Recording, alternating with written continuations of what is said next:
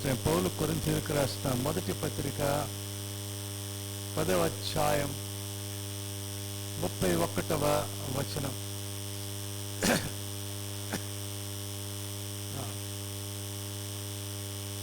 కాబట్టి మీరు భోజనము చేసినను పానము చేసినను మీరేమి చేసినను సమస్తమును దేవుని మహిమ కొరకు చేయుడి. అలాగే కొలస్సీయులకు రాసిన పత్రికలో 3వ అధ్యాయం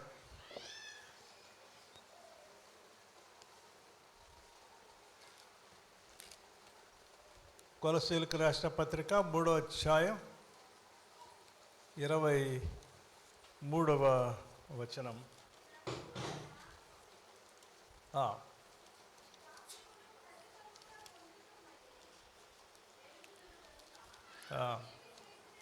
మీరేమి చేసినను అది మనుషుల నిమిత్తము కాక ప్రభువు నిమిత్తమని మనస్ఫూర్తిగా చేయుడి. ప్రార్థన చేసుకుందాం. ప్రేమగల కృపగల తండ్రి, మీకు మిక్కిలి వందనాలు, స్తుతులు, స్తోత్రం చెల్లిస్తున్నాం. ఈ సమయంలో మీ మాటలు మేము ధ్యానం చేసుకోబోతున్నాం. సహాయం దయచేయండి. మీ వాక్యం ద్వారా మీరు మాతో మాట్లాడండి. మా హృదయాలకు జీవితాలకు అవసరమైనటువంటి మీ సందేశం దయచేయండి. నీ కృపగల చేతులు చూస్తూ మీ సహాయం కొరకు వేడుకుంటూ యేసు నామములో ప్రార్థించి వేడుకుంటున్నాము తండ్రి, ఆమేన్.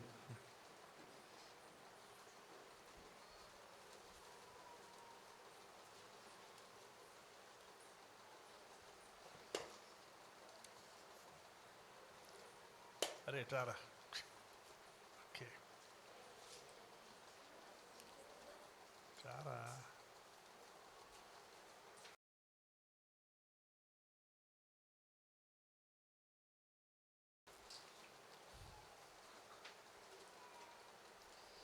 సరే, దేవుని వాక్యం నుండి కొన్ని ప్రాముఖ్యమైన విషయాలు నేర్చుకుందాం. అపోస్తలుడైన పౌలు ఇక్కడ ఏం చెప్తున్నా అంటే, మీరు భోజనము చేసెను పానము చేసెను సమస్తమును దేవుని మహిమ కొరకు చేయండి. అలాగే కొలస్సీయులకు రాసిన పత్రిక మనం చూసాం, మీరేమి చేసినను అది మనుషుల కొరకు కాక ప్రభువు నిమిత్తమని మనస్ఫూర్తిగా చేయండి. అంటే మీరు ఏమి చేసినా ఈ లోకంలో మనం పనిచేసే విధానాన్ని గురించి అపోస్తలుడైన పౌలు మాట్లాడుతున్నాడు. మనం ఎలా జీవించిన ఈ లోకంలో ఆ జీవితం, మనం ఎక్కడ పని చేస్తున్నా, ఏమి చేస్తున్నా, ఏ పని చేస్తున్నా అది దేవుని నామ మహిమార్థమై చేయాలి అనేది దేవుని యొక్క ఉద్దేశం.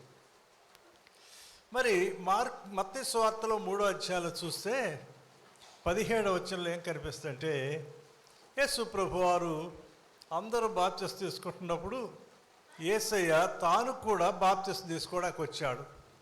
ఆయన బాప్తిసం తీసుకొని పైకి రాగానే, నీళ్ళలోంచి బయటికి రాగానే ఆకాశము తెరువబట్ట, మరి పరిశుద్ధాత్మ ఆయన మీదకి పావురం వలె రావడం, ఆ తర్వాత ఆకాశం తెరవబడి దేవుని యొక్క స్వరం పైనుంచి వినిపించింది. ఏమని వినిపించింది? ఇదిగో ఈయన నా ప్రియకుమారుడు, ఈయన యందు నేను ఆనందించున్నాను. అది ఆకాశం తెరవబడి ఓ శబ్దం వచ్చింది. మరి దేవుడు అంటున్నాడు, ఈయన నా ప్రియకుమారుడు. దేవుడు మాట్లాడుతున్నాడు, ఈయన యందు నేను ఆనందించున్నాను అని. మరి ఎందుకు సంతోషపడ్డాడు దేవుడు యేసుప్రభు అంటే? ఆయన చేసిన సేవ చూసా. ఆయన అప్పటికి సేవ ప్రారంభించలే, అదే ప్రారంభం. ఆయన బాప్తిసం తీసుకున్న తర్వాత పరిచర్య మొదలుపెట్టాడు. ఇంకో విధంగా చెప్పాలంటే, ఈ యొక్క మాటలు దేవుడు పలికిన తర్వాతనే ఆయన పరిచర్య మొదలుపెట్టాడు. ఆ తర్వాత 40 దినాలకు అనుకోవాలి. ఎందుకంటే ఆయన 40 దినాలు ఆత్మచేత అరణ్యమునకు కొనిపోబడ్డాడు, అక్కడ శోధింపబడుతున్నాడు. కాబట్టి 40 దినాల తర్వాతనే ఆయన పరిచర్య ప్రారంభమైంది. ఆయన అద్భుతాలు చేసిన, ప్రజలకు బోధించిన ఆ తర్వాతనే. మరి అప్పటి వరకు యేసు ప్రభులో దేవునికి కనిపించినటువంటి మరి ప్రియమైంది, ఈయన నా ప్రియకుమారుడు అని చెప్పడానికి గల కారణం ఏంటంటే చూడండి, లూకాసు వార్త 2వ అధ్యాయం 51వ వచనం. లూకా 2:51లో మనం ఏం చూస్తామంటే, యేసయ్య 12 సంవత్సరాల వాడైనప్పుడు మరి యెరూషలేముకు వచ్చారు పండుగకు వాళ్ళు. మరి అందరూ తిరిగి వెళ్తున్నారు. వచ్చేటప్పుడు ఊరు గల్లి వస్తుంది. మరి గల్లే నుండి వాళ్ళు బయలుదేరి వచ్చారు. మరి మరియమ్మ, యోసేపు, యేసయ్య, ఇంకా చిన్నపిల్లలు, తమ్ముళ్ళు, చెల్లెళ్ళు, వాళ్ళు అందరూ తీసుకొని వాళ్ళు వచ్చారు. పండుగ అయిపోయిన తర్వాత తిరిగి వెళ్తా ఉన్నారు. వెళ్తూ ఉంటే అంటే కొంతమంది కొన్నిసార్లు ఏం చేస్తుంటే 50 రోజులు కూడా అక్కడే ఉంటారు. మరి 50 రోజులు ఉన్నారో లేకపోతే కొద్ది రోజులు ఉన్నారో మాకైతే, కానీ తిరిగి వెళ్తున్నారు. తిరిగి వెళుతూ ఉంటే కొంత దూరం వెళ్ళాక యేసయ్య తమలో కనపడలేదు, తమ మధ్యలో కనపడలే. వాళ్ళు అనుకున్నారు, అది ఎంతమంది ఉన్నారు కదా, బంధువులు ఉన్నారు, చుట్టాలు ఉన్నారు, యేసయ్య ఈడుగల పిల్లకాయలు ఉన్నారు, 12 సంవత్సరాల వాళ్ళు, బహుశా వాళ్ళతో వస్తున్నాడేమో అనుకున్నారు. అనుకుంటే ఎక్కడ కనపడలా, ఎక్కడంటే ఎక్కడ కనపడలా. మరి అందరిని అడిగారు, అందరినీ వాకప్ చేశారు. మరి యేసు ఉన్నాడా అని. లేడు అన్నారు అందరు. పెద్దగా పిలిచుంటారు మరియమ్మ, యోసేపులు. ఎక్కడ ఆయన స్వరం వినపడలా. మరలా వెతుక్కుంటూ యెరూషలేముకు వచ్చాడు. ఏమైపోయాడా బహుశా వస్తూ దారి అంతా అడుగుంటారు, వెతుక్కుంటూ వచ్చుంటారు. ఆయన యెరూషలేముకు వచ్చి దేవాలయంలోకి వచ్చేసరికి, అంటే బహుశా అప్పటికి ఇంకా అక్కడ జనం ఉన్నారన్నమాట. యేసు బోధకుల మధ్య కూర్చొని వాళ్ళు చెప్పే మాట్లాడుతూ వాళ్ళని ప్రశ్నలు అడుగుతూ ఉన్నాడు. అప్పుడు మరి అన్నది, కుమారుడా, మమ్మల్ని ఎందుకు ఎలా చేశావు? నీ తండ్రి నేను ఎంత దుఃఖపడి నేను ఎదుగుతున్నామో చూడు అన్నారు. ఆయన అన్నాడు, నేను నా తండ్రి పనుల మీద ఉండాలని మీకు తెలియదా అన్నాడు. ఆ తర్వాత మాటలు రాయబడ్డాయి. అక్కడ ఏం రాయబడింది చూడండి, లూకాసు వార్త 2:51. అంతటా ఆయన వారితో కూడా బయలుదేరి నజరేతుకు వచ్చి ఏం చేశాడు? వారికి లోబడి ఉండెను. లోబడి ఉండటం ఏంటో నేర్పించాడు యేసయ్య. అసలు ఆయన ఎవరు? ఆయన దేవాతి దేవుడు, నరుడుగా వచ్చిన వాడు. ఆయన కూడా లోబడి ఉన్నాడా తల్లిదండ్రులకి? ఆయన తెలియంది ఏమైనా ఉందా? వాళ్ళకే అర్థం కాలే ఆయన చెప్పే మాటలు. కానీ ఆయనకు తెలియనిది ఏమైనా ఉందంటే ఏమి కూడా లేదు. అక్కడేం చూస్తామంటే, ఆయన వారికి లోబడి ఉండెను. తల్లిదండ్రులకు యేసయ్య లోబడి ఉన్నాడు. ఎన్ని సంవత్సరాల వరకు? ఒక 12 సంవత్సరాలప్పుడు చూస్తున్నాం మనం. అంతకుముందు కూడా లోబడి ఉంటాడు. ఇంకా 12 సంవత్సరాలు వచ్చిన తర్వాత ఆ యొక్క యూదులకంట, ఆ పిల్లలకు వాళ్ళు సొంత నిర్ణయం తీసుకునేటటువంటి ఆ యొక్క వయసు అంటది. ఏదేమైనా ఆయన వచ్చి ఒక కుమారుడుగా తల్లికి తండ్రికి లోబడి ఉన్నాడు. వాళ్ళు ఏ పని చెప్తే చేస్తున్నాడు. తండ్రితో కలిసి ఆ యొక్క కార్ఖానాలో, లేకపోతే వర్క్షాప్ అంటారు, పనిచేసే ఆ కొట్లో ఆ తండ్రితో కలిసి ఆయన కూడా వడ్రంగి పని చేస్తూ ఉన్నాడు. ఎంత అద్భుతమైన విషయం! లోబడి ఉండటం అంటే ఏంటో, రే పిల్లలు మీరు నేర్చుకోండి. మీ అమ్మా నాన్నలకు లోబడి ఉండటం ఎట్లాగా యేసయ్య నేర్పించాడు. బుద్ధి కలిగి జీవించాడు అక్కడ. అమ్మ వాడిని తీసుకుపోండి, వాడు దాన్ని పడేస్తాడు, దాన్ని పట్టుకో ఉన్నాడా? రైట్. కాబట్టి లోబడి ఉండడం, తల్లిదండ్రులకు లోబడి ఉండటం అంటే ఏంటో యేసయ్య జీవితంలో చూపించి మనకు మాదిరిగా ఉన్నాడు. అది చూసి తండ్రి ఎంత సంతోషించాడో. లోకంలో ఒక మాదిరి అయిన కుమారుడిగా, మాదిరి అయిన చిన్నబిడ్డగా ఆయన ఉండడం. రెండవది ఏంటంటే ఆయన గురించి ఏమన్నారంటే వడ్లవాడు అన్నారు. ఇంకో విధంగా చూస్తే ఆయన వడ్లవాని కుమారుడు అని కూడా అన్నారు. చూడండి, మత్తయి సువార్త 13:55 మత్తయి 13:55లో యేసుని గురించి ఆనాటి ప్రజలు ఏమన్నారో, ఆ శాస్త్రులు పరిచయాలు ఏమన్నారో తెలుస్తుంది. ఇతడు వడ్లవాని కుమారుడు కాడా అంటే ఇతని తల్లి పేరు మరి కదా, ఇవన్నీ ఉన్నాయి. ఆ వడ్లవాని కుమారుడు అంటే యోసేపు కుమారుడు గాడా, వడ్రంగి కుమారుడు గాడా అన్నారు. ఇంకా మార్కు సువార్త 6:3 చూడండి. మార్కు 6:3 వడ్లవాని కుమారుడు గాడా, వడ్రంగి కుమారుడు గాడా అని ఓ చోట అన్నారు. ఇంకా ఏమన్నారంటే ఇతడు మరియ కుమారుడు కాడా, ఇతడు యాకోబు, యోసే, సీమోను అను వారి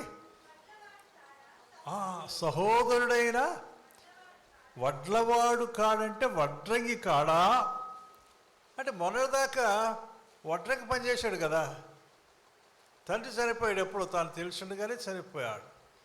తాను బ్రతికుండగా అంటే తాను ఇంకా పెద్దవాడు కాకమునిపే, 30 సంవత్సరాలు కాకమునిపే, ఇంకా చిన్నవాడుకున్నప్పుడు 30 సంవత్సరాలు, లేకపోతే బహుశా 25-26 సంవత్సరాలు ఆ సమయంలోనే బహుశా తండ్రి చనిపోయాడు.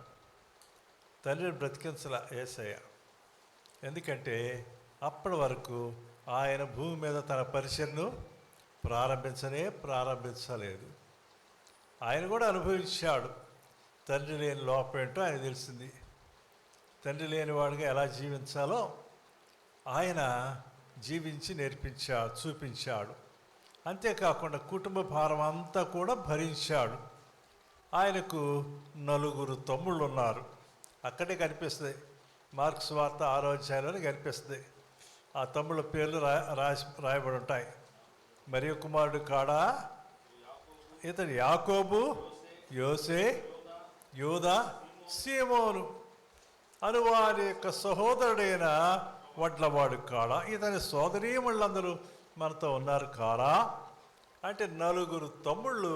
బహుశా ఒక 2 సోదరీమణులు అన్నారు కాబట్టి కనీసం ఒక 2 చెల్లెళ్ళు ఉండి ఉండొచ్చు. అంటే తనతో పాటు తన తల్లిని 6 తమ్ముళ్ళు, చెల్లెళ్ళు, అంటే 4 తమ్ముళ్ళు, 2 చెల్లెళ్ళను ఆయన పోషించాడు. ఆయన పనిచేసి పోషించాడు. ఎంత అద్భుతమైన విషయం. కష్టపడి వడ్రంగి పని చేసి పోషించాడు. మాదిరికరమైన జీవితాన్ని జీవించాడు.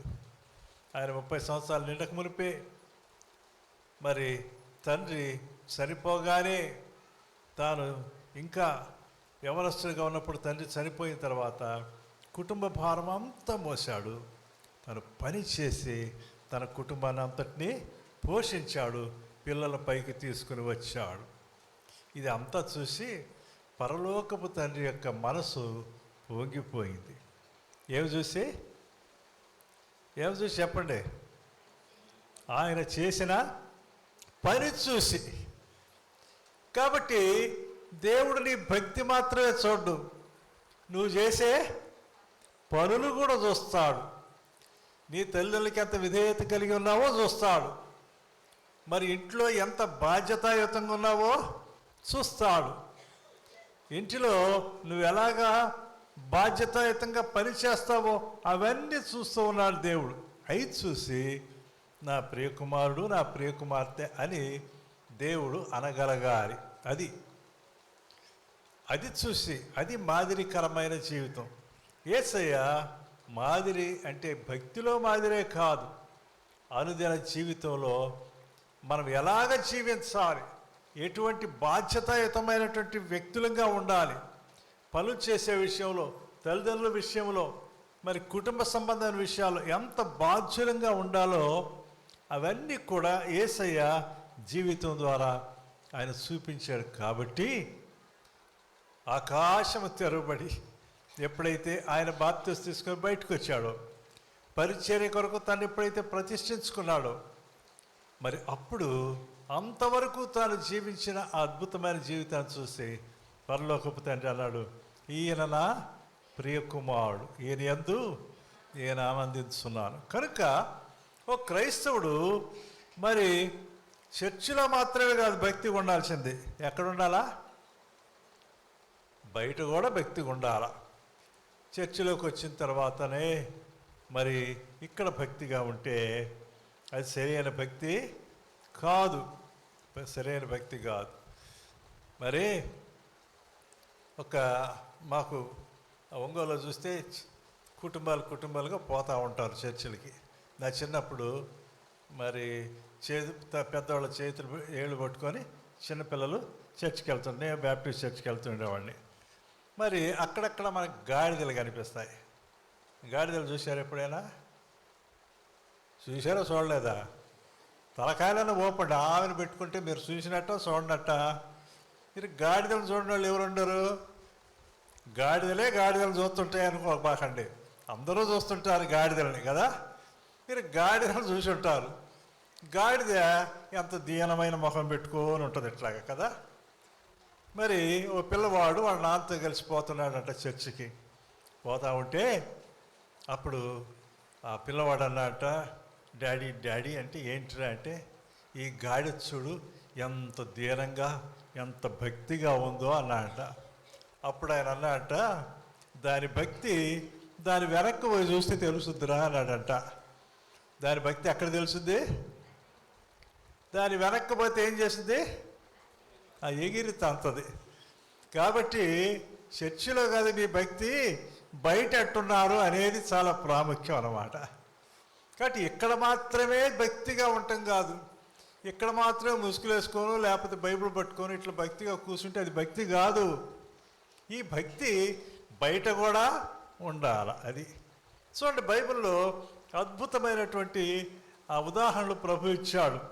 మరి మత్తయి సువార్త 24వ అధ్యాయం 40-41 వచనం చూడండి. మత్తయి సువార్త 24వ అధ్యాయం 40-41 వచనం. ఆ కాలమున ఇద్దరు పొలములో ఉందరు,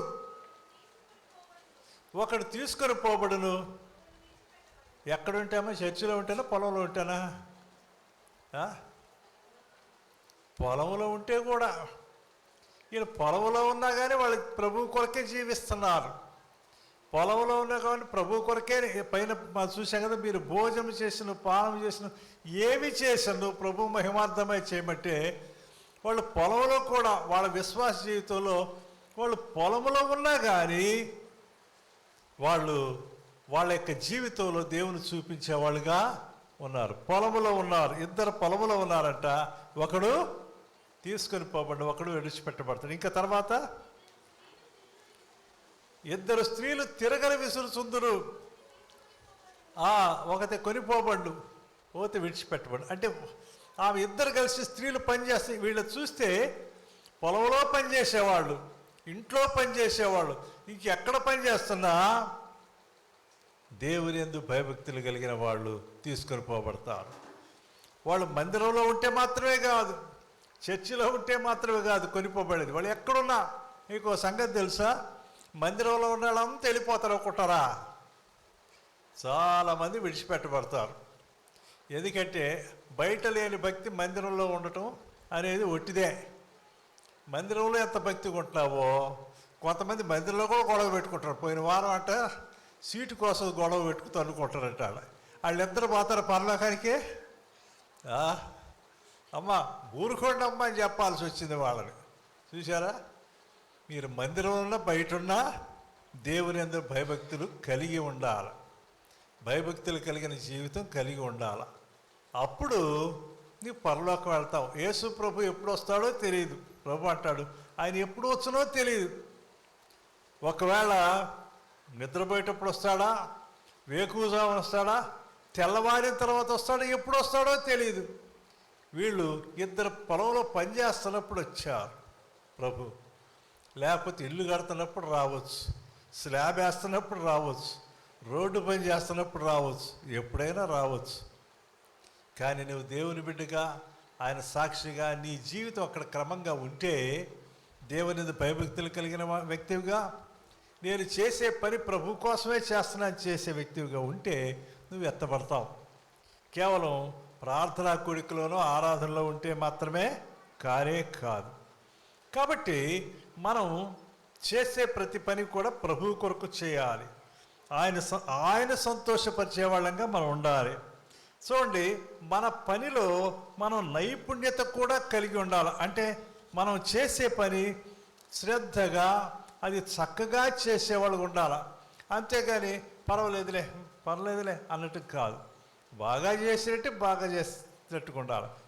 పనిలో శ్రేష్టత అనేది చాలా అవసరం. ఏ పని చేసినా చక్కగా చేయాలి. కొంతమంది ఇళ్ళు చూడండి, చక్కగా సర్ది ఉంటాయి. అంటే అబ్బా ఎంత నీట్గా ఉంది, ఎంత బాగుంది, చూడటానికే బాగుంటుంది. కొన్నిసార్లు ఎక్కడంటే అక్కడ ఉంటాయి అన్ని సామాన్లన్నీ. అది కూడా తప్పే. మీ ఇంట్లో సామాన్లని చక్కగా క్రమంగా సర్ది పెట్టుకొని ఉండటం నేర్చుకోవాలి. మరి అక్కడ కానీ నేర్చుకోకపోతే బయట కూడా మీరు నేర్చుకోలేరు, చేయలేరు ఆ పని. చూడండి, దేవుడు కూడా ప్రతి పనిని చక్కగా చేసేవాడు. ఆదికాండం చూడండి, ఆదికాండం మొట్టమొదటి అధ్యాయంలో 4వ వచనం చూడండి. దేవుడు వెలుగును చేసినప్పుడు వెలుగు మంచిదైనట్టు ఆయన వెలుగును చేశాడు. చేసిన తర్వాత ఒకసారి చూసుకున్నాడు, బాగుంది అనుకున్నాడు. వెలుగు మంచిదైనట్టు దేవుడు చూశాడు. ఆ తర్వాత 10వ వచనం చూడండి.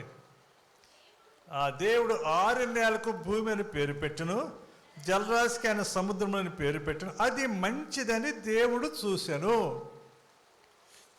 మరి భూమి, సముద్రాలు వీటన్నిటి చేసిన తర్వాత అది మంచిదిగా కనిపించింది. అది మంచిదని దేవుడు చూశాడంట. అంటే ఆయన చేసిన ప్రతి పని ఒకసారి చూసుకున్నాడు, ఎట్టుంది చూస్తే అంతా అట్లాగే కనిపిస్తుంది. మరి 12వ వచనంలో అలాగే ఉంటుంది, అది మంచిదని దేవుడు చూశాను. మరి 18వ వచనంలో కూడా ఆయన ఆకాశ నక్షత్రాలని, మరి ఆ సూర్యుడు, చంద్రుడు, నక్షత్రాలు అన్నిటి చేసిన తర్వాత అది మంచిదని దేవుడు చూశాడు.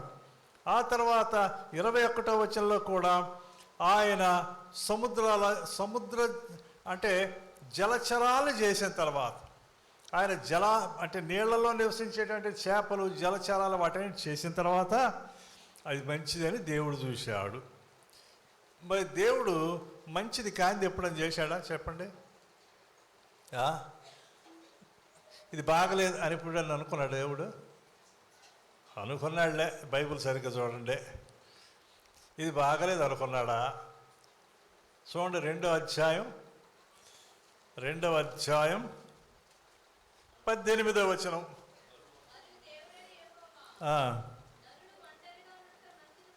నరుడు ఒంటరిగా ఉండుట మనిషి చేశాడు, ఆదాము చేశాడు, అది బాగుంది అనుకున్నాడు. కానీ ఆయన ఇంకోసారి ఆలోచన చేసి చూస్తే అప్పుడు ఆయనకు అనిపించింది, ఇది బాగలేదే, వీడు ఒక్కడే ఉండటం బాగలేదే అనుకున్నాడు. అనుకొని అప్పుడు అవ్వను కూడా చేశాడనమాట. అప్పుడు చేసిన తర్వాత ఇప్పుడు మళ్ళీ 1వ అధ్యాయానికి వద్దాం. ఎందుకంటే 1వ అధ్యాయంలో కొంత వివరణ 2వ అధ్యాయంలో కూడా ఉంది. 1వ అధ్యాయానికి వస్తే 31వ వచనం చూడండి. 1:31. దేవుడు తాను చేసినది యావత్తూ చూసినప్పుడు, అబ్బా ఇప్పుడు దాకా మంచిగా మొత్తం చూసుకొని భలే ఉందిరా అనుకున్నాడు. చాలా మంచిగా ఉన్నట్టు చూశాడు. దేవుడు మనల్ని కూడా మనం చేసే పని ఎట్టుండాలని కోరుకుంటున్నాడు? చాలా బాగుండాలని కోరుకుంటూ ఉన్నాడు. కాబట్టి దేవుడు తాను చేసే పని ఆయనే ఇంకొకసారి ఇది బాగుందా లేదా చూసుకున్నాడంటే తన పని ఎలా ఉంది, తన పని ఎప్పటికైనా మెరుగ్గా ఉండాలనేది దేవుని యొక్క కోరిక, దేవుని యొక్క ఉద్దేశం. అలాగే మనము కూడా ఉండాలని యేసయ్య దేవుని యొక్క కోరిక, లేకపోతే యేసయ్య కోరిక. యేసయ్య కూడా అలాగే చేశాడు. చూడండి, మార్క్స్ వార్త 7వ అధ్యాయంలో చూస్తే, మార్క్స్ వార్త 7వ అధ్యాయంలో యేసు ప్రభు వారు ఒకసారి గలిలయ ప్రాంతానికి వచ్చారు. ఆ గలిలయ ప్రాంతానికి వచ్చినప్పుడు మార్క్స్ వార్త 8వ అధ్యాయం, మార్క్స్ వార్తలో 8వ అధ్యాయంలో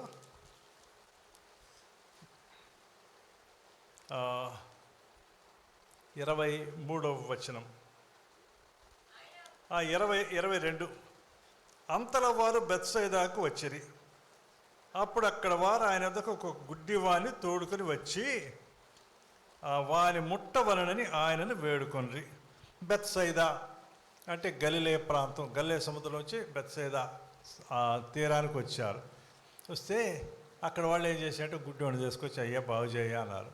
సరే, అప్పుడు ఆయన ఏం చేశాడు చూడండి, ఆయన గుడ్డి వాని చేయి పట్టుకుని ఊరు వెలుపలకు తోడుకొని పోయి వాని కన్నుల మీద ఉమ్మి వేసి వాని మీద చేతులుంచి నీకేమైనాను కనబడుతున్నదా అని వాడిని అడుగ్గా వాడి కళ్ళ మీద చేయించాడు. ఉమ్మి వేసి బొలద చేసి వాడి కళ్ళ మీద ఉంచి చేయించి వాని కన్నుల మీద ఉమ్మి వేసి తను చేయించి నీకేమైనా కనపడుతుందా అన్నాడు.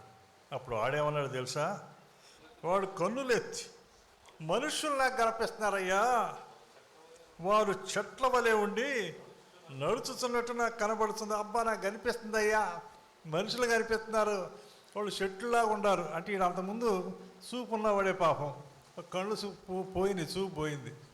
వాళ్ళు చెట్లులాగుండి నడుస్తున్నట్టు. అప్పుడు మరలా ఆయన ఏం చేశాడు, అంతటా ఆయన మరలా తన చేతులు వాని కన్నుల మీద ఉంచగా వాడు తేరి చూసి కుదుర్చబడి సమస్తమును తేటగా చూడసాగాను. యేసు ప్రభు ఏది కూడా అసంపూర్తిగా విడిచిపెట్టలా. ఏ పని కూడా చేసి చూసి చూడనట్టు చేసి చేయనట్టు లేడు. ఆయన చాలా స్పష్టంగా ఆయన చేసే పని పూర్తి మంచిగా చేశాడన్నమాట. వాడు అన్నాడు, మనుషులు కనిపిస్తున్నారయ్యా, చెట్లులాగుండా నడుస్తున్నారంటే అది కరెక్ట్ కాదు. అందుకని వాడు మళ్ళా చేతులు ఉంచి వాడు బాగు చేశాడు. యేసు ప్రభు బాగు చేస్తే అది పూర్తిగా బాగవుతుంది అంతే. అందుకే ఆయన ఆ 7వ అధ్యాయం 37వ వచనంలో ఏముందంటే ఆయన గురించి మార్కు సువార్త 7:37 వచనంలో ఈయన సమస్తమును బాగుగా చేసి ఉన్నాడు. బాగు చేసిన కాదు, బాగుగా చేసి ఉన్నాడు. ఈయన సమస్తమును బాగుగా చేసి ఉన్నాడు. కాబట్టి మనం కూడా ఎలా చేయాలా, మనం చేసే పని చక్కగా బాగా చేయాలా. అది ఏ పనైనా సరే, మందిరంలో పనైనా, ఇంట్లో పనైనా, బయట నువ్వు చేసే పనైనా, వాళ్ళ కూలి పని కావచ్చు, మేస్త్రి పని కావచ్చు, ఏ పనైనా కావచ్చు, ఆఫీస్ పనైనా కావచ్చు, ఏదైనా కావచ్చు, అది బాగుగా చేయడం మనం నేర్చుకోవాలి. మరి దేవుని యొక్క వాక్యంలో ప్రతి అధికారం కూడా మరి దేవుడు అనుగ్రహించింది అని మనం చాలా స్పష్టంగా వ్రాయబడి ఉంది. చూడండి, రోమీయులకు రాసిన పత్రికలో అపోస్తలుడైన పౌలు రోమీయులకు రాసిన పత్రికలో 13వ అధ్యాయంలో ఆ మొట్టమొదటి వచ్చింది చూడండి. ప్రతివాడును పై అధికారులకు లోబడి ఉండవలెను, ఎలయనగా దేవుని వలన కలిగినది తప్ప. ఎంత అద్భుతమైన విషయం. లోకంలో వీళ్ళెవరో సైతాన్ పిల్లలు అనుకుంటాం. మనకు గవర్నమెంట్ ఉంది, అది ఎవరిచ్చిందో తెలుసా? ఒకవేళ ఇప్పుడు బీజేపీ గవర్నమెంట్ ఉందనుకోండి, చాలామంది అనుకుంటారు వాళ్ళు అది చేసి ఇది చేసి ఇట్లా గవర్నమెంట్కి వచ్చారు. కాదు, దేవుడు వాళ్ళకి అవకాశం ఇచ్చాడు కాబట్టే వాళ్ళు పరిపాలిస్తున్నారు, గుర్తుపెట్టుకోండి. దేవుడు కానీ అనుకుంటే వెంటనే తొలగిపోద్ది. దేవుడు అవకాశం ఇచ్చాడు కనుక వాళ్ళు పరిపాలిస్తున్నారు. ఏ అధికారంలో అయినా ఎవరైనా అధికారులు ఉంటే దేవుడు వాళ్ళకి అధికారం ఇచ్చాడు కనుక అధికారులు ఉన్నారు. అంతేగాని వాళ్ళేదో మరి వాళ్ళ పలుకుబడి వల్ల డబ్బు వల్ల అక్కడికి వచ్చేది అనుకోకూడదు. వాడికి అవకాశం ఇచ్చాడు దేవుడు, అక్కడ ఉన్నాడు. సరిగా లేకపోతే దేవునికి వాళ్ళు లెక్క అప్పగించాల్సిందే. ప్రతి అధికారం కూడా దేవుడు అనుగ్రహించింది కనుక మీరు లోబడి ఉండండి అని చెప్తాడు అక్కడ. ప్రతి అధికారం కూడా దేవుడు ఇచ్చింది కంటే పై అధికారులకు లోబడి ఉండండి అని అపోస్తలుడైన పౌలు చెప్తాడు. ఇంకా ఎఫెసీయులకు రాసిన పత్రిక 6వ అధ్యాయం చూడండి.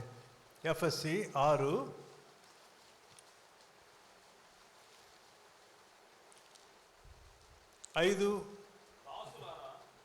ఇక్కడ పనివాడు దాసుల గురించి మాట్లాడుతున్నాడు.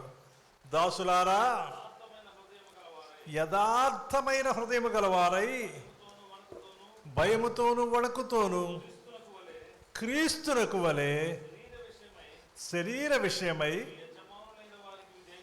మీ యజమానులైన వారికి విధేయులై ఉండు. చూడండి, ఎంత చక్కగా ఎఫెసీయులకు రాసిన పత్రిక 6వ అధ్యాయంలో మాట్లాడుతున్నాడు. దాసులారా, యథార్థం, మీరు చేసే పని యథార్థంగా చేయండి, భయముతో వణుకుతో యేసుక్రీస్తుకు చేస్తున్నట్లుగా చేయండి. మీ శరీర విషయంలో నీ యజమానులైన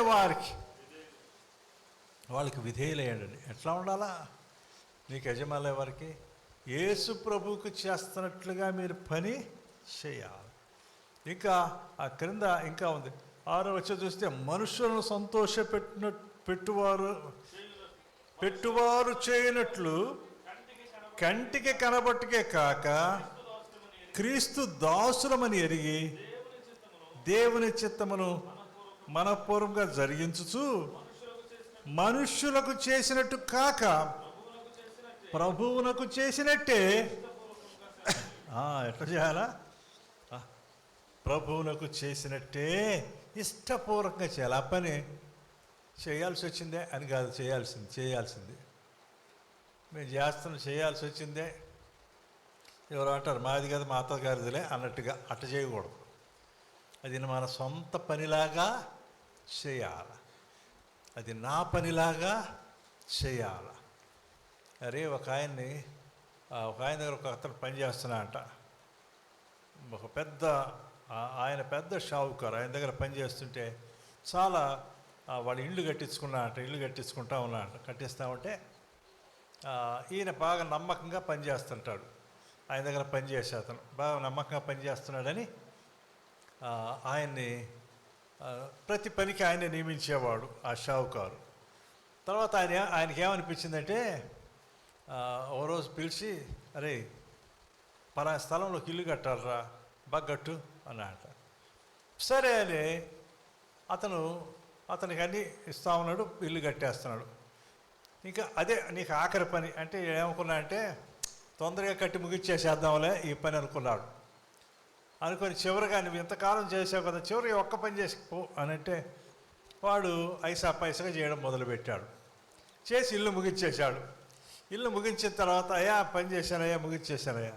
అప్పుడు అన్నాడు, నేను ఎంతకాలం నా దగ్గర పనిచేసా కాబట్టి ఈ ఇల్లు నీకేరా అన్నాడంట. అప్పుడు వాడు గుండె బయలుంది, ఒరే నాదనుకొని ఉంటే ఎంత బాగా చేసుకునేవాడిని, ఎంత బాగా చేసేవాడిని. కాబట్టి నువ్వు ఎలా చేయాలంటే నీ సొంత పనిలాగా అంత మాత్రమే కాదు, కానీ నేను దేవునికి చేస్తున్నాను అన్నట్టుగా ఆ పని మనం చేసేవాళ్ళంగా ఉండాలి. కొలస్సీలకు రాసిన పత్రికలు కూడా ఆ యొక్క మాటలే ఉన్నాయి. కొలస్సీ, ఎఫెసీ, ఫిలిప్పీ, తర్వాత కొలస్సీ 3వ అధ్యాయంలో 22 నుండి 24 వచ్చిన వరకు చూస్తే, దాసులారా అంటాడు. సరే అదంతా విషయం 24 వచ్చిన చూడండి. మీరేమి చేసినను అది మనుష్యుల నిమిత్తముగాక ప్రభువు నిమిత్తమని మనస్ఫూర్తిగా చేయుడి. మీరు ప్రభు అయిన క్రీస్తులకు దాసులై ఉన్నారు. అన్యాయం చేసిన వానికి తాను చేసిన అన్యాయం కొద్ది మళ్ళా లభించును. కాబట్టి ఏం చేసినా, ఏ పని చేసినా మనస్ఫూర్తిగా చేయాలి. అది ఎవరికి చేసినట్టు చేయాలా? దేవునికి చేసినట్టే చేయాలి. కొంతమంది పనులు ఆడతపాడత చేస్తారు. కొన్నిసార్లు అంటాం, ఈ రోడ్డు సరిగ్గా చేయలేదు అంటాం. అంటే ఆ రోడ్డు వేయడంలో ఏముంది? లోపం ఉంది, అన్యాయం ఉంది. అది వాళ్ళ ఇంటి దగ్గర రోడ్డు అయితే ఎంత బాగా చేసుకునేవాళ్ళు, వాళ్ళ ఇంటి పని అయితే ఎంత బాగా చేసుకునేవాళ్ళు కదా. కొన్నిసార్లు కొన్ని చోట్ల నేను ఒకసారి ముందు మెట్లు లేకపోతే మా ఇంటి దగ్గర కిందకి దిగడానికి మెట్లు లేవు.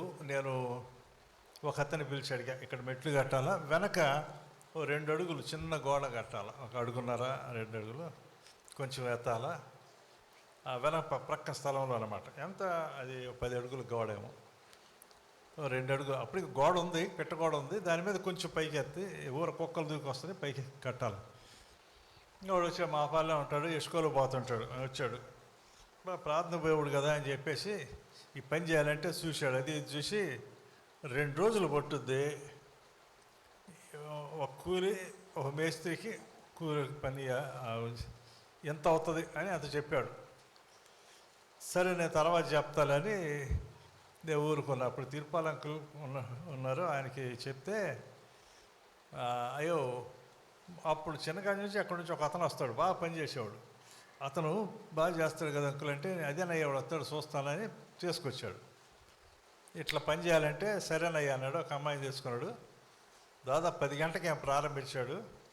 3 గంటలకు మొత్తం ముగిచ్చాడు. ఇది మొత్తం ముగిచ్చేసాడు. అయితే బాగా నీట్గా అంతా చక్కగా చేశాడు.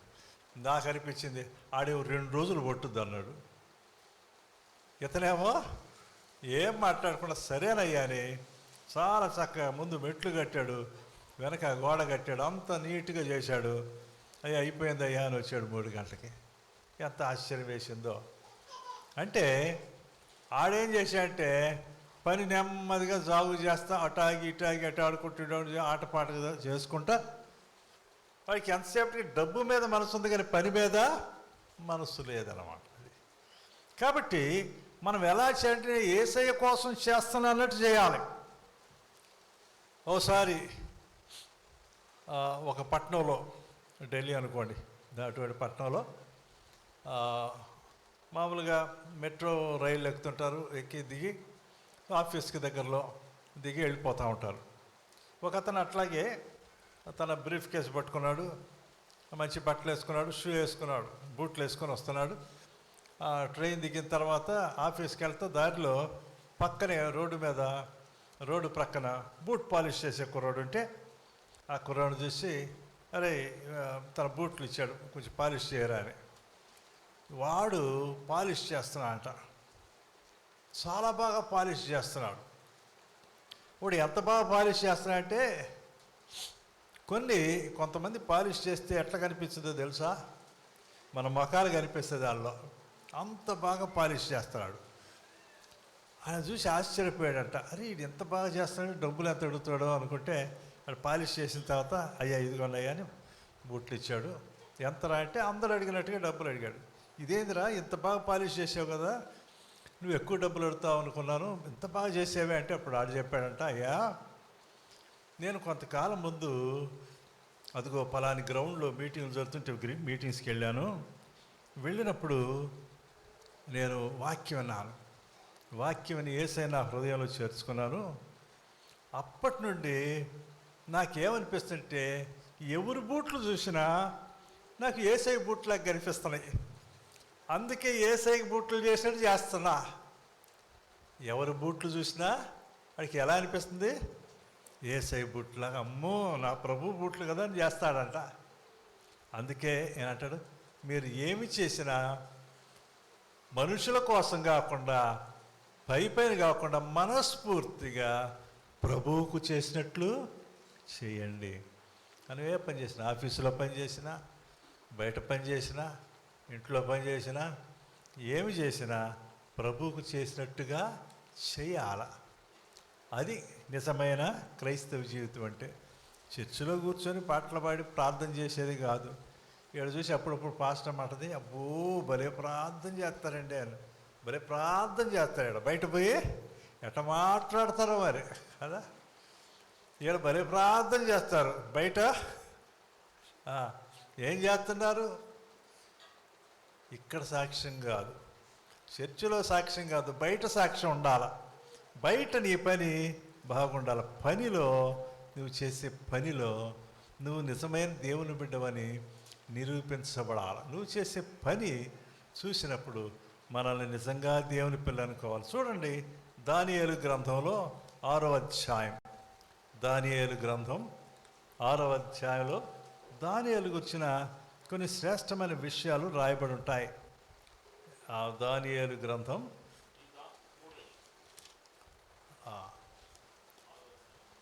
6వ అధ్యాయం 3వ వచనం చూడండి.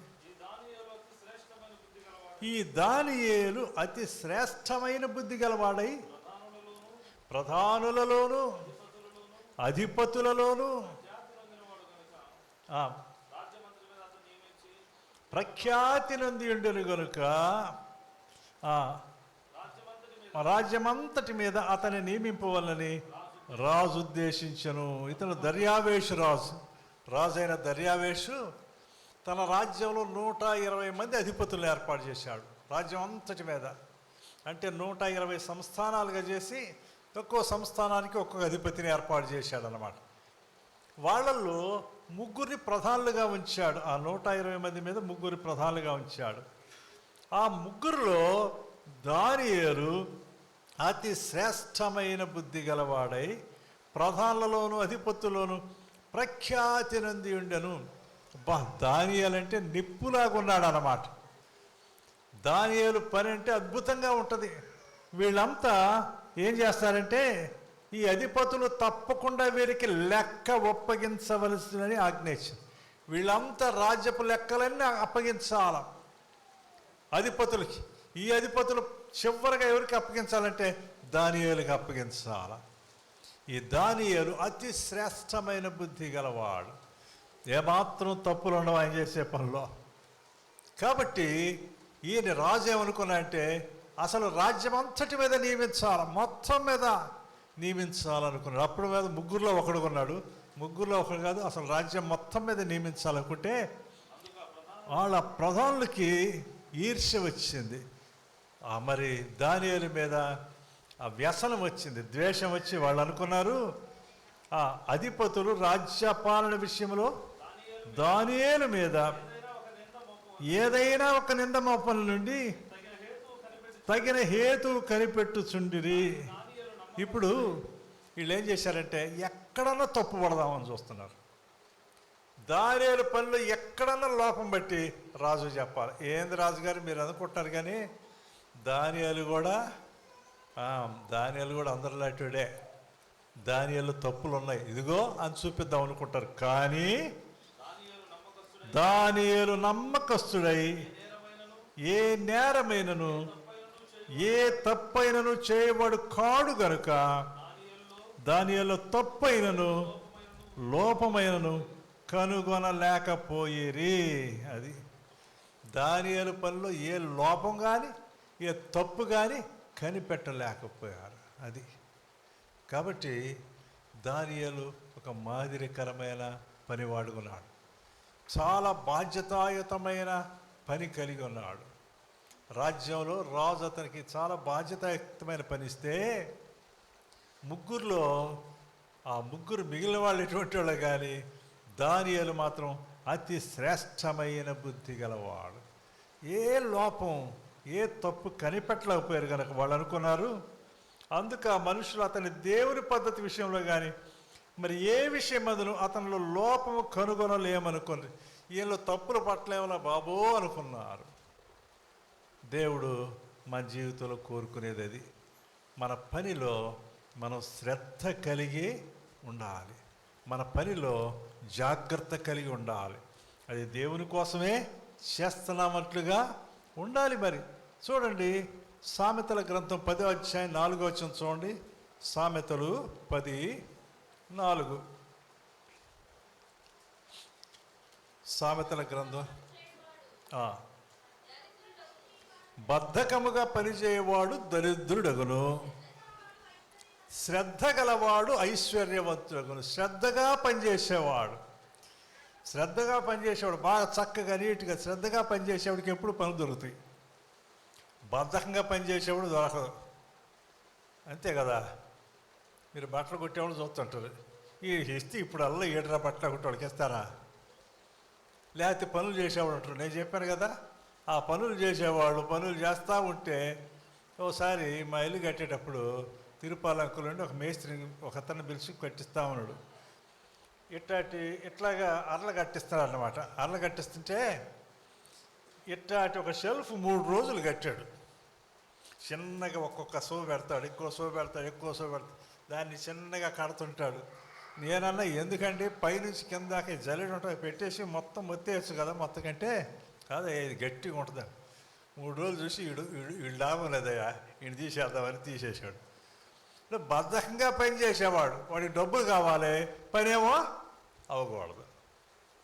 బద్ధకంగా పనిచేసేవాడు దరిద్రుడు అవుతాడు, శ్రద్ధ గలవాడు ఐశ్వర్యవంతుడగును. ఎప్పుడైనా బాగా శ్రద్ధగా పనిచేసే వాళ్ళకి పని ఎక్కువ ఉంటుంది.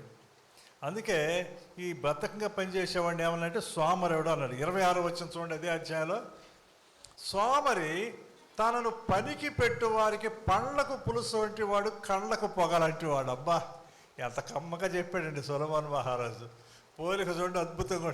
వాడికి పని చెబితే మేము చిన్నవాళ్ళకు ఉన్నప్పుడు కొత్తపట్ల క్యాంప్ పెడదామని, డబ్బులు తక్కువ ఉన్నాయి కదా, మేము చేసాడు చిల్ల చెట్లన్నీ కొట్టకపోయి వాటిని ఎండేసి, అంటే భోజనాలకి కుక్కుని తీసుకొచ్చి భోజనం తయారు చేయడానికి అక్కడ కొత్తపట్నం బీచ్ దగ్గర 2 రోజులు 3 రోజులు క్యాంప్ పెట్టేవాళ్ళం, యూత్ క్యాంప్. కొట్టకపోయేవాళ్ళం మేము. కొట్టకపోయి పెడితే ఏమవుతుందో తెలుసా? చిల్లతుమ్మ చెట్లు ఎండబెట్టి పెడితే ఏమవుతుంది? పొగ వస్తుంది, భయంకరమైన పొగ, కళ్ళు మండిపోతాయి అనమాట. ఇంకేమైనా వాడు వండలేక, అయ్యా ఈడితోనే వండలేరు బాబు, ఇది తీసేయమన్నాడు. మేము బుద్ధితో పోయి మరలా సరికట్టలు తెచ్చి వాటిని చీల కొట్టిస్తే చక్కగా వంట వండాడు అన్నమాట. కళ్ళకు పొగ అంటే ఏందో అర్థం. అది పని జరుగుతున్నట్టు ఉంటుంది, కానీ అబ్బో కళ్ళన్నీ మండిపోతాయి. పళ్ళకు పులుసెట్టి మీకు తెలుసు కదా, పులుసు ఎక్కువ తెలితే ఎట్టుంటుందో వంట చేసేవాడు తెలుసు. అబ్బో, వీడు ఎట్టుంటాడంటే సోమరుడు, వాడి పని చెప్తే వాడు కళ్ళకు పొగలాటాడు, పళ్ళకి పులుసులాటాడు అంట. చాలా తమాషగా, చాలా నవ్వు వచ్చేట్టుగా రాస్తాడు సొలొమోను మహారాజు. కాబట్టి మన పనిలో ఎట్టుండాలంటే కళ్ళకు పొగలాగా, పళ్ళకు పులుసులాగా ఉండబాకండి. ఇచ్చేవాళ్ళు, చూసేవాళ్ళు చాలా చక్కగా చేస్తున్నారు అనుకునేటట్టుగా చూడాలి. శ్రద్ధ కలిగి పని చేయాలి. ఇంకో విషయం చెప్తాను. శ్రద్ధ కలిగి, ఇప్పటి వరకు బయట విషయాలు చెప్పా, ఇప్పుడు వాక్య సంబంధ విషయాలు నేను కూడా చెప్పి నేను ముగిస్తాను. శ్రద్ధగా వాక్యం వినాలి. చూడండి, నెహెమ్యా గ్రంథం 8వ అధ్యాయం, నెహెమ్యా గ్రంథం 8వ అధ్యాయం 3-4 వచనాలు చూస్తే, 2వ వచనం నుండి, యాజకుడైన ఎజ్రా, 2వ వచనం చూస్తాను. యాజకుడైన ఎజ్రా 7వ మాసమున మొదటి దినమున చదువబడు దాని గ్రహింప శక్తి గల స్త్రీ పురుషులు కలిసిన సమాజం అంతటి ఎదుటను ఆ ధర్మశాస్త్ర గ్రంథమును తీసుకొని వచ్చి నీటి గుమ్మము ఎదుటనున్న మైదానములో ఉదయం మొదలుకొని మధ్యాహ్నం వరకు నిలుచున్న ఆ స్త్రీ పురుషులకును తెలివితో వినగల వారికి చదివి వినిపించు వచ్చను. ఆ జనులందరూ ధర్మశాస్త్ర గ్రంథమును శ్రద్ధతో వినిరి. మరి ఎప్పటిదాకా చెప్పాడు తెలుసా? నీటి గుమ్మ పెట్టిన మైదానం ఉదయం మొదలుకొని మధ్యాహ్నం వరకు వాళ్ళు ఏం చేశారు? కూర్చోన్నారా, నిలబడి ఉన్నారా? చెప్పడం, నిద్రపోయే వాళ్ళని చెప్పండి. కనీసం కూర్చొని ఉన్నారా, నిలబడి ఉన్నారా? చెప్పరే. నిలబడి, ఈ నిద్రపోయే వాళ్ళంతా నిలబెట్టాల. ఇక్కడ మధ్యాహ్నం నుంచి, అంటే ఉదయం నుంచి మధ్యాహ్నం కనీసం 3 గంటలు, 9, 10, 11, 12, 3 గంటలు అనుకోండి. చర్చిలో కనీసం 2 గంటలు నిలబడలేరా? వాక్యం అనగానే మొత్తం నిలబెట్టాలి. నిలబెట్టి వాక్యం చెబితే అప్పుడు బాగుంటుంది. మీరు నిద్ర కూడా, మీ పక్కన నిద్రమొహం వాళ్ళు ఎవరు ఉంటే ఓ తట్టు తట్టి నిద్రమొహం వాళ్ళారు లేండి. వాళ్ళు నిలబడి వాక్యం ఉన్నారు, మీరు కూర్చుంటే కమ్మగా కుర్చీలు వేస్తే కాళ్ళు పైన పెట్టి కూర్చుంటారు కొంతమంది. మిమ్మల్ని ఏం చేయాలా?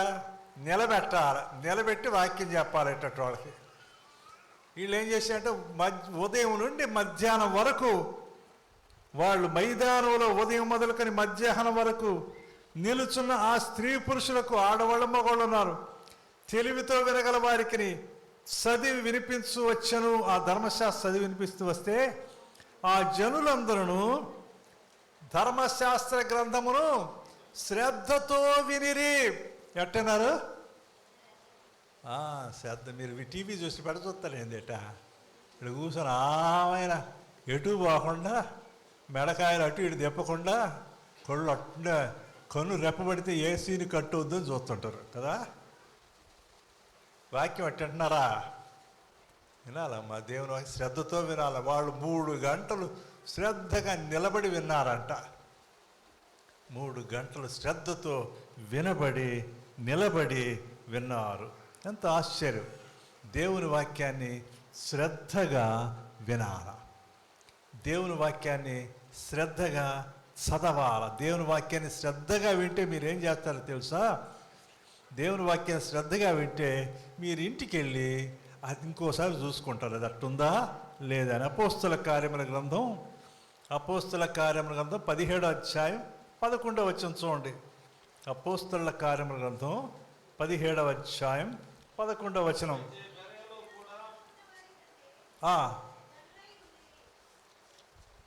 అయితే చెప్పండి. అయితే ముందు 17వ వచనం, ఆ యొక్క 17వ అధ్యాయం 11వ వచనం చదవమ్మ. వీరు ఏథెన్స్లో ఉన్న వారి కంటే గనులై ఉన్నారంటే, ఎందుకు గనులై ఉన్నారంటే, కనుక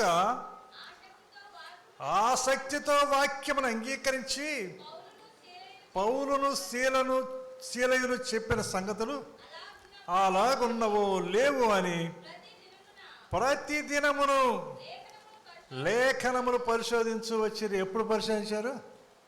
ప్రతిరోజు.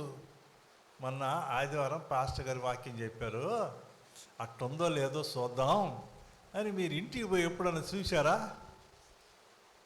ఎప్పుడన్నా చదివారా? మళ్ళీ మీరెందుకు చదువుతారు? అందుకే ఏది కూడా మీ బుర్రలోకి ఎక్కట్లా. పిల్లలు కూడా, స్టూడెంట్స్ కూడా క్లాసులో చదివిన దాన్ని ఏం చెప్తారంటే, టీచర్స్ మీరు ఇంటికి వెళ్ళి ఒకసారి చదవండిరా బాబు అని చెప్తారు. ఎందుకు చెప్తారు తెలుసా? వాళ్ళు చదివినప్పుడు క్లాసులో చెప్పినవన్నీ జ్ఞాపకం ఉంటాయి, వాళ్ళ మనసులో స్థిరంగా నిలబడిపోతుంది. ఎందుకు వాక్యం మర్చిపోతున్నారు మీరంటే, మీకు చెప్పే వాటిని ఇంటికి వెళ్ళి అవి అట్టా ఉన్నాయో లేదని ఇంకోసారి చూసే బుద్ధి లేదు, మీకు ఆ జ్ఞానం లేదు, ఆ తలంపు ఆలోచన లేదు. అందుకే ఒక్కో ప్రసంగం 10 సార్లు చెప్పినా మీ బుర్రలకి ఎక్కటం అలా కదా. చెప్పింది అలాగున్నదో లేదో పరిశీలించి, అందుకే వీళ్ళు ఘనులు అన్నారు. వీరు తెస్సలోనికేలో ఉన్నవారి కంటే ఘనులు. ఎందుకంటే వీడు వెళ్ళి ఇంటికి వెళ్ళి అసలు ఆ వాక్యాలు అట్టున్నాయో లేదో చూసి, పరిశీలనగా చూసి లేఖనాలు పరిశోధించుచూ వచ్చిరి. ఇట్లున్నాయా, ఇంకా ఇటువంటి వచనాలు ఎక్కడ ఉన్నాయా అని పరిశోధించు వచ్చిరి. యెషయా గ్రంథం 34వ అధ్యాయం 16వ వచనంలో దేవుడు ప్రవక్త ద్వారా ఏం చెప్తున్నాడు చూడండి. యెషయా గ్రంథం 34వ అధ్యాయం 16వ వచనం. యెహోవా గ్రంథమును పరిశీలించి చదువుకునుడి. ఇక్కడ చెప్పే విషయాలు పోయి అట్లా ఉన్నాయో లేవో చూసి పరిశీలనగా చూడాలా, పరిశోధించాలా. రెండవది, దేవుని యొక్క వాక్యమును పరిశీలించి చదువుకోవాలి. అది శ్రద్ధ అంటే. దేవుని వాక్యం పట్ల నీకు శ్రద్ధ ఉంటే యెహోవా వాక్యం పరిశీలించి చదువుకోవాలి.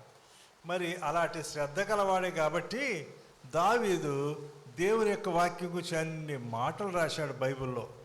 ఆయన అంటాడు, మరి దేవుని యొక్క వాక్యం నీ ధర్మశాస్త్రం ప్రభువా, ఆహా నీ కట్టళ్ళ గైకొన్నట్లు నా ప్రవర్తన స్థిరపడి ఉండి ఎంత మేలు అని. ఇక యవనస్తులు దేని చేత మన అర్థను శుద్ధిపరచుకుందరు, నీ వాక్యం బట్టి దాన్ని జాగ్రత్తగా చూసుకోవడం చేతనే కదా. జాగ్రత్తగా చూసుకోవాలా అంటే ఇట్లా నేనున్నానా లేదా అని. ఇంకా 11వ వచనం, నీ ఎదుట నేను పాపం చేయగొట్టినట్లు నా హృదయంలో నీ వాక్యము ఉంచుకొని ఉన్నాను. 18వ వచనంలో ఏమంటా అంటే 119:18లో, నేను నీ ధర్మశాస్త్రమందు ఆశ్చర్యమైన సంగతులు చూసినట్లు నా కళ్ళు తెరువు ప్రభువా. నేను చూస్తూ ఉంటాను, నేను చదువుతుంటాను, నా కళ్ళు తెరువయ్యా. శ్రద్ధ ఉండాలి దేనైనా. శ్రద్ధ ఉంటే మనం నేర్చుకుంటాం. శ్రద్ధ ఉంటే మన కళ్ళు తెరవబడతాయి. మనం శ్రద్ధగా చదివితే, శ్రద్ధగా వింటే, శ్రద్ధగా దేవుని యొక్క వాక్యం వింటే మన ఈ లోకంలో మన జీవితాలు చాలా మారిపోతాయి. మనకేం అవసరం? శ్రద్ధ కావాలి. శ్రద్ధతో పనిచేయాలా. దేవుని సన్నిధిలో కూడా శ్రద్ధగా ఉండాలి, శ్రద్ధగా వినాలి, శ్రద్ధగా దేవుని కొరకు కూడా శ్రద్ధగా పనిచేయాలి.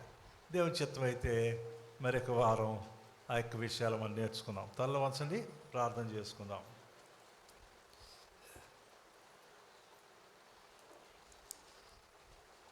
ప్రేమగల కృపగల తండ్రి, మీకు మిక్కిలి వందనాలు, స్తుతులు, స్తోత్రం చెల్లిస్తున్నాం. ఈ సమయంలో ఈ రీతిగా నీ సన్నిధానంలో చేరి మీ మాటలు ధ్యానం చేసుకుంటూ మీ ఇచ్చిన సమయాన్ని బట్టి వందనాలు.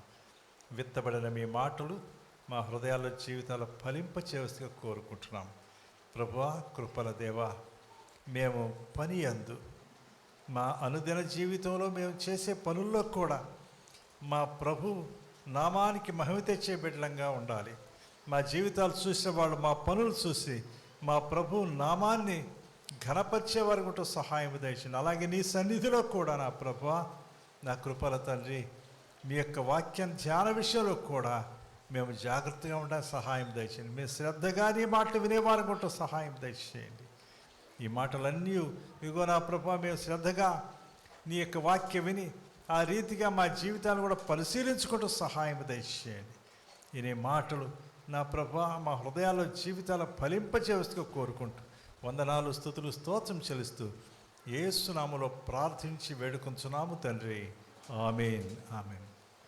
కోయరు వారు పాట పాడుతుండగా మనం